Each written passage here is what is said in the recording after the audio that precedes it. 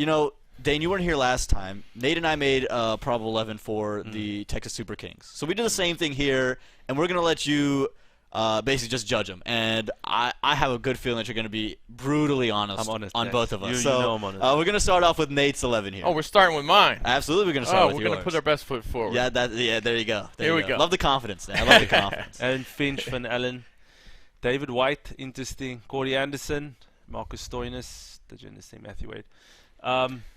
Well, I mean, in my opinion, if you look at the makeups of the team, I would probably leave David White out of my team, and put Smith Patel in.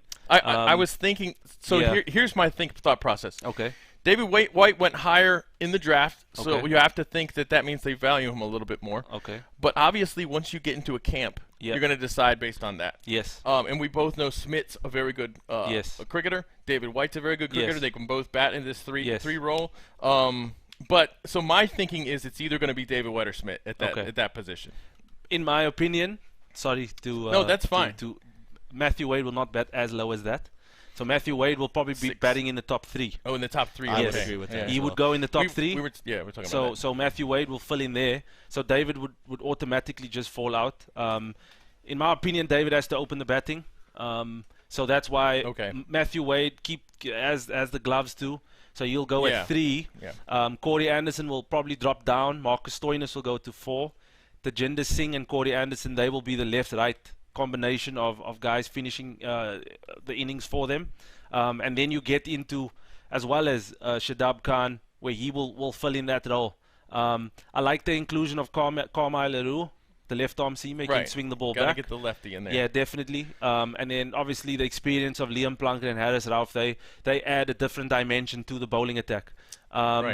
Maybe with Shadab Khan, one spinner. We don't know how the surface is going to play. I have Tajinder Singh in there as a half a spinner basically. Okay. Yeah, okay. You know what I mean. So obviously the conditions, I've seen all over social media that the guys have been to Grand Prairie. Sure. So we don't know how the surface is going to be. It looks kind of thatchy, so the ball just might grip in that grass. You never know. So that brings in Chaitanya Bishnoi or Sanjay Krishnamurti if they want to go with youth. So yeah, I mean, I think if you look at it on paper now, it's not a bad team, but I think that just with position changes, batting lineup changes, and maybe you can't put in a Brody Couch for David White because the roles are completely different. Yeah, roles are different. So they have so many bowling options. Exactly. Right now, yeah. So that's why a Bishnoi would come into the fray. He's probably not going to be used as a batting option. More for the left arm. More for the left arm, but I've seen his stats. He hasn't bowled much in T20 cricket. So that's what I looked at too. Exactly. Yeah. So that becomes a bit of a dilemma for their selection. But yeah, I mean, it's going to be interesting where they go if they feel like a new spinner, because they're not playing the first game, so everyone's going to be sitting down and saying, maybe we need to pick 2, maybe we need to pick 3 spinners, because then the likes of Case Ahmed comes into the fray again. Exactly. Finn Allen might miss out for him, or something like that, where someone can go at the top of the order, a domestic player like David White or Smith Patel, in my opinion. If Finn Allen's left out, you can also put Matthew Wade. Like you said, you've already got Matthew Wade at number 3. Yeah. I have him at 7 here. I probably would have put him at 6, thinking about it some more. But or in the top, But I like Corey at number 4. He's batted a lot there. Myself, he's batted a lot there for New Zealand. Yes. So I liked him in that position, and I also don't really think he's going to bowl. If he does, I don't think he'll bowl a lot. I don't think he'll be with this selection. He won't bowl much. Exactly. Yeah. Right. And if Bishnoi plays, Corey will probably have to bowl 1 or 2 overs. Right. Sure. Dependent on how the game goes, game flows. Yeah, that makes sense. That makes sense. Yeah. So give it a grade, right? A to F. You know this guy. You can put pluses, minus if you wanted to, but if you had to give it a grade, you want to wait until you see his. Yeah. Okay, so that if you give me a C, you don't have to give him a D. Okay. All right, Dave. Let's see it. Here's my 11. Well done, Nate. Not bad. So here's the 11 I got. Okay. And basically, I think for me it was Case Ahmed coming in, Matthew Wade Interesting comes out. You've gone with sorry to cut you off. Yeah. Interesting you've gone with Finn Allen to keep wicket. I personally, this is your team, but I personally would have left Finn Allen out and put Matthew Wade at the top to keep wicket because the right-left-hand combination. Again, the position of David White, you don't know what they're going to go with at 3.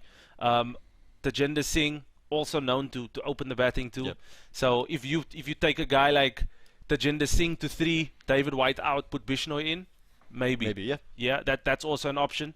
But I don't think it's bad, I don't think Marcus Stoinis will bat as low as that. As you can see around the world, he doesn't bowl as much anymore. So his batting has become more important to his skill set. So he will probably slide up to a position of number 4, where he can sort of, bat the majority of the overs, but play aggressively, if that makes any sense, I honestly do like Corey to bat at number 5. I think that's the best position for him to bat, because if you put Matthew Wade in, it leaves a lot of left-handers for the likes of Dane Piedt to bowl at. No, but I think this is pretty good. I like the inclusion of Brody Couch, but again, the left arm. There's the left arm option. One left-handed bat. The left arm option of Carmine Leroux, I'll probably give that to Nate because he does add a bit of variation to the lineup. But yeah, I think it's interesting. I like the aggressive nature you've gone with Finch and Finn Allen. It's honestly not a bad team. The funny thing is, you guys have left out 3 of the same. The domestic players. It's just Carmine that's in. And Matthew Wade for, who was it? Case Ahmed.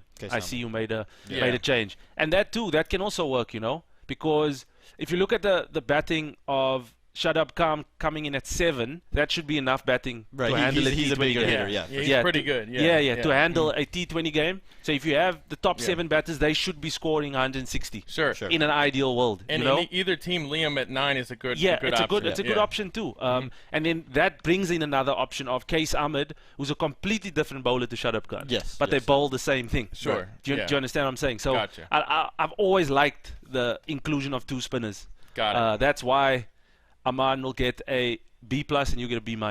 Let's go, Nate. Come on, man. Nate, you talk all this, all that, but no, I think 2. Just seeing the conditions on IG last night, I think that's why. Got it. With 2 spinners, it's going to be difficult. If you ask a Oba spinner, for example, yes, a good friend of mine, but if you ask him, would you want to face out of like a Case Ahmed or a who's the other one that you had in someone in, Nate? Let me bring it up. A left arm, I think it was Carmine or someone. You'd probably go Carmine over Case Ahmed, because he brings that X factor where he could be like, oh no, I really need to watch this guy. And that's the exciting part of it. Domestic players are going to put their skill sets up against good quality bowling, and other way around. The bowlers are going to be put up against good batters. But I mean, that batting lineup, it can be potent. If the conditions allow. I remember the first episode where I said a team like Seattle, they'll scrap around, and this looks like a team that can do that. Right. Yeah, I think the team looks good. I think I like the bowling options that they have, even in both teams, really. But ultimately, I don't know. I don't think you're going to have a combination here where you're not going to have, as a captain, a lot of options bowling. That's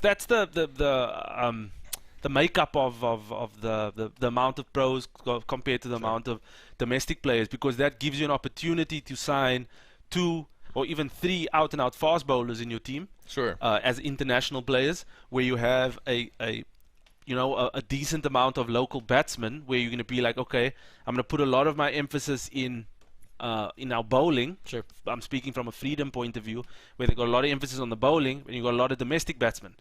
So that is the way that people were drafting in the setup, and so I mean, it's going to be interesting. Again, we can sit on the side and say this is going to be the team. And completely honest, we don't know. Chaitanya Bishnoi is going to go because he was drafted at number 4 or 3, wherever he was. They're going to be like, oh no, we have to play him because we're paying him a ton of money, so we have to put him in. Or a guy like Smith Patel gets an opportunity at number 3 and scores 60 or 40 balls. He's playing for the rest of the competition, and that's the way it works. And we talked about this before. The 3 of us have talked about the fact that Smith went down where he did in the draft had more to do with the fact that he's a wicketkeeper than anything else. Yeah. And so when you have in minor league cricket in that draft, you had several really good wicket-keeping options, and a couple of teams are bringing their own wicket-keepers. That means a very good wicket-keepers dropping down in the draft. Sure. So the fact that Smith was drafted, I think, sixth or seventh round. Yep. 7th round, I think. 7th round. It's almost immaterial. It's crazy. Yeah, because we all know he's very good. He's a very good cricketer. No, we know that for sure. For sure. And he can have one of those games if the pitch plays well, under lights, ball sliding on. Yep. Smith Patel comes in the second over. He bats 4 overs of the power play, puts a team under pressure. He plays spin really well. Man, he loves batting. So it's going to be one of those type of things. Even David White, might just whack a few, and it's all of a sudden you're on the back foot. So yeah, it's opportunity. It's how you take this opportunity, because it's not a double round of fixtures. No, so when you get the chance. opportunity, you've got to make sure you take it and put in a solid performance. If you're a bowler, you want to go for 24 runs. You don't even want to take wickets. You just want to do your job, get it out the way. As a batsman, you want to bat at a decent strike rate, put your team in a good position in order to win the game.